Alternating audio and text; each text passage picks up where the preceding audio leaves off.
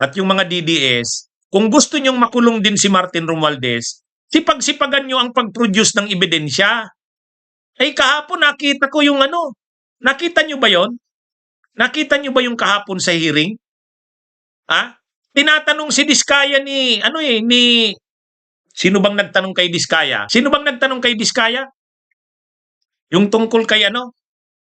Sino bang nagtanong kay Diskaya? Yung tungkol dun sa Curly Diskaya, tinatanong tungkol doon na siya yung kontraktor ng bahay na binili di umano ni Martin Romualdez. Ha? Sino ba yon? Sino yung nagtanong? Sinong senador? Sinong senador ang nagtanong doon sa ano? May dalawang testigong prinudyus kahapon. Ang sabi ng dalawang testigo na prinudyus ni Lacson, sila ang mga staff ng ng nag-arkila doon. Tapos pumunta si Diskaya, si Curly Diskaya, kasi siya daw yung kontraktor ng nakabili. Kailangan na nilang umalis. Nakikiusap sila, i-extend mo naman. Ha? Kasi hindi pa kami handa, marami pa kaming gamit. Sabi, may deadline din ako eh. Ako ang kontraktor nito. Ini-expect na ng nakabili na niya na, magagamit niya na ito. Sino po bang nakabili? Si Speaker Martin Romualdez. O yun. Ngayon, nung tinanong si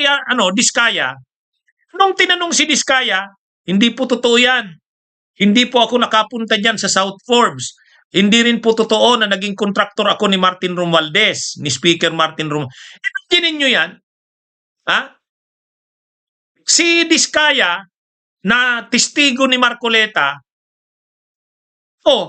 kung totoo yon na talagang naging kontraktor si Curly Diskaya ni Marcoleta, ay ni Romualdez, di dapat, idiniina ni Diskaya si Romualdez. Ay nangyari, wala eh. Sabi ni Diskaya, hindi po totoo yan. Hindi po ako nakapunta pa dyan sa South Forbes. Sinabihan nga ni hindi po namin kayang bumili dyan. Sa Pasig lang po kami kayang bumili. Anong sabi nila doon? Hindi naman namin sinabing bumili ka. Ang sabi namin, kontraktor ka ni Speaker Martin Romualdez. Di ba? Imagine niyo yan. Ngayon, itong si Marcoleta, nag-press con ngayon sa kasi Aimee. Wala daw saysay yung hearing kahapon. Kung may turuan niya kasi si Diskaya. Si Diskaya na inaasahan niya na matibay na testigo, hindi naman tinuturo si Martin Romualdez. Di ba? Tinuturo ba ni Diskaya si Martin Romualdez? Hindi. Ibig sabihin, testigo ni Marcoleta si Diskaya, di dapat sana sinabi na ni Diskaya, opo, ako nga po yung kontraktor doon.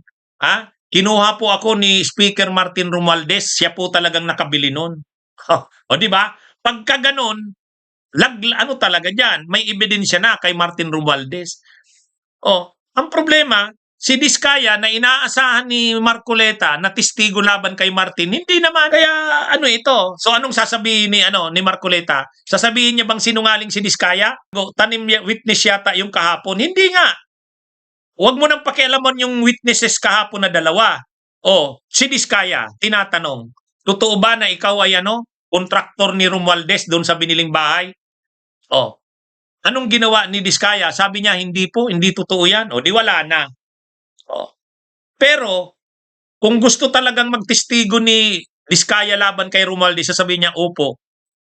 Ayaw lang pong ipaalam ni Speaker Martin Romualdez na siyang nakabili.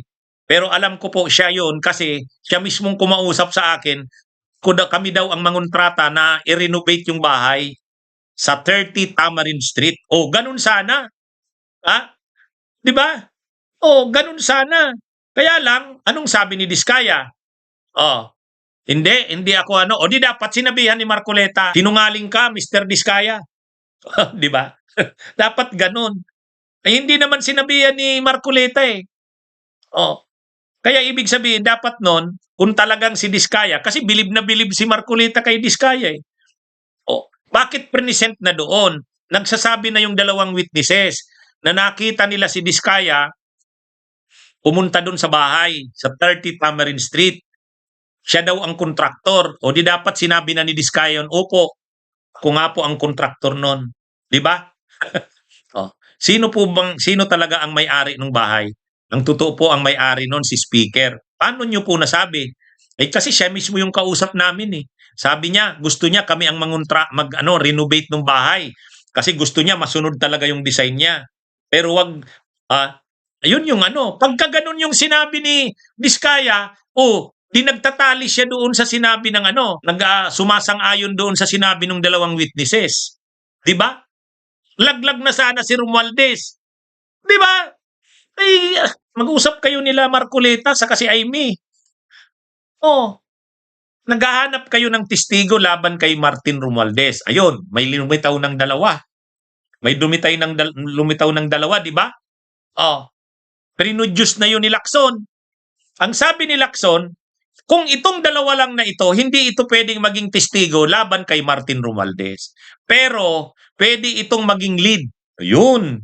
Ibig sabihin, kung yung dalawa na yun nagsabi, kami po ang nakatira doon sa 30 Tamarind Street, South Forbes.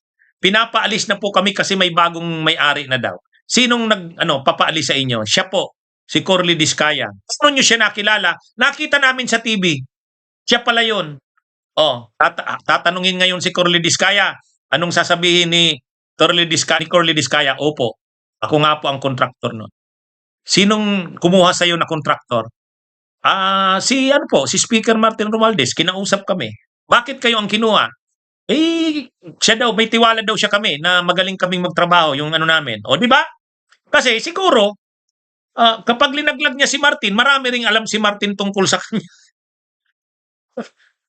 Alam nyo, ang sinasabi ko lang, ang reklamo ni Marcoleta sa presscon, nag-presscon kanina sa kasi Amy. Ang problema ni Marcoleta, wala daw, muro-muro lang daw yung hearing kahapon. Muro-muro! Di dapat sinabihan niya si Diskaya. Tinuruan niya dapat si Diskaya na naman, sabihin naman yung nalalaman niya. Kung si Diskaya kahapon nagsabi na siya nga ang kontraktor doon, si Romualdez nga ang kumuha sa kanya, tapos, ang linaw na ng connection ngayon. Di ba? Ang linaw na ng connection. Kaya lang, wala eh. Wala eh. Ang na yan eh. Tapos sisisihin nila sila Lacson. Wala daw, hindi daw parang sinusuppress, pinipigil yung mga testigo na maglalaglag kay Romualdez. Si Diskaya nga ang pwedeng maglaglag kay Romualdez eh. Kung magko-cooperate si Diskaya, ay hindi. Mukhang ayaw eh. Diba? Nung una, anong sabi ni Diskaya, nung unang nag-appear, ang Blue Ribbon Committee Chairman pa noon si Marcoleta pa. Anong sabi ni Diskaya, yung mag-asawa? Bawat po nakakausap namin na kongresista, ang sinasabi nila, mayroon daw pong share dito si Speaker Martin Romualdez. Yun ang sinasabi. Tapos, nung napalitan na si Marcoleta, si Lacson na ang Blue Ribbon, dinala sila sa House. Simula pa lang ng hearing sa House, ano kaagad ang statement ni Diskaya? Sabi ni Diskaya, gusto po naming ilinaw na hindi po namin dito, wala po kaming alam tungkol sa involvement ni Speaker Martin Romualdez. Patay. Wala, di ba? Wala. Kaya ang nangyari diyan, talagang si Martin Romualdez makakalibre. Bakit? Si Diskaya na nga lang. Hindi pa sinasabi kung ano yung involvement ni Martin Romualdez. Ayaw nila. Pero sinasabi nung dalawang babae na testigo, yan si Corly Diskaya, yan ang nakita naming pumunta dun sa bahay, ay sa yung nabiling bahay. Ang sabi niya, ang may-ari daw, si Martin Romualdez. Sayang sana, di ba? Yun na sana yung magkukonect eh. Kaya wala. Bunyog, halikan na kasama ka. Bunyog, kapag buklod ay may pag-asa. Luzon, Visayas, Mindanao, isa ang pananaw. Sa bagong Pilipinas ang bunyog isisigaw. Bunyog, bunyog.